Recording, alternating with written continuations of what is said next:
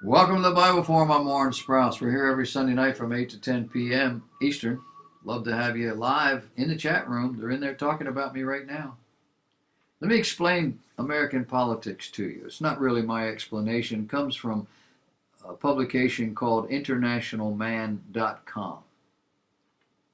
They claim that the terms liberal, meaning that which is to the left, and conservative, that which is to the right, is how we define the conventional political spectrum.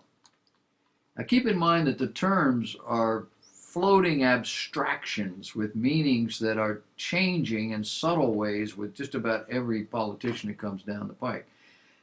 Every cycle, every time somebody new comes in, things change.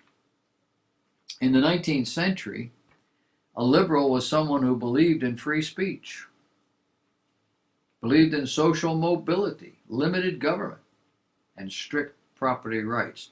They were liberals. Today, it describes people who, although sometimes still believing in limited free speech, always support strong governments, weak property rights, and who see everyone as a member of one kind of a class or group or another. At the same time, conservatives have always tended to believe in strong government and nationalism. Today's conservatives are sometimes seen as defenders of economic liberty and free markets. Of course, that's mostly true only when those concepts are perceived to coincide with the interests of big business and economic nationalism. According to the current usage, liberals tend to allow social freedom but restrict economic freedom, while conservatives tend to restrict social freedom and allow economic freedom. An authoritarian, who now considers himself a middle-of-the-roader, is one who believes both types of freedom should be restricted. The libertarian believes individuals have a right to do anything that doesn't impinge on the common law rights of others, namely force or fraud. Libertarians are the human equivalent of the gamma rat. You know what a gamma rat is, right? Of course you don't. I didn't. But apparently some years ago, scientists experimenting with rats categorized the vast majority of their subjects as beta rats. These are basically followers who get the alpha rat's leftovers. The alpha rats establish territories, claim the choicest mates, generally lorded over the betas. This pretty well corresponded with the way the researchers thought the world worked. But then they got surprised. A third rat showed up, the gamma rat.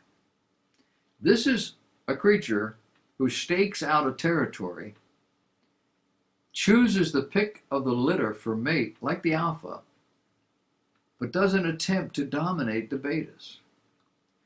It's a kind of go-along, get-along rat, a libertarian rat, if you will.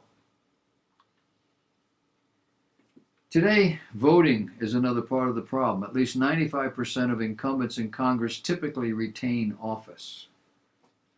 Conventional wisdom holds a decline in voter turnout as a sign of apathy. But it may also be a sign of renaissance in personal responsibility. It could be people saying, I'm not going to be fooled again, and I won't lend power to them, to they who are doing it. Of course, America isn't the place it once was. The United States has evolved from the land of the free and the home of the brave to something more closely resembling the land of entitlements and the home of whining lawsuit filers. The founding ideas of this country, which were highly libertarian, have been thoroughly distorted. What passes for tradition today is something against which the founding fathers would have led a second revolution. This sorry, scary state of affairs is one reason some people emphasize the importance of joining the process, working within the system, making your voice heard, to ensure that the so-called bad guys don't get in. They seem to think that increasing the number of voters will improve the quality of their choices. But people like to kid themselves. They kid themselves that they are voting for either the man or for the ideas. But few ideas are more than slogans artfully packaged to push the right buttons. And voting for the man doesn't help much either, since people are more diligently programmed, posed, and rehearsed than any actor. We're noticing that this is more true today than it's ever been, since elections are now won on television. And television is not a form expressing complex ideas and philosophies. It lends itself to slogans, to 30-second sound bites, to glib people who look and talk like game show hosts. People with really new ideas wouldn't dream of introducing them to politics because they know ideas can't be explained in 60 seconds. Unfortunately, no matter how you vote, it's unlikely to head off what history probably has in store for us. The editors note the ripple effects of a contentious U.S. presidential election outcome are only starting to take shape. That's not to mention the unprecedented amount of money that's being pumped into every corner of the economy by the Federal Reserve. You do know we have to pay that back, right?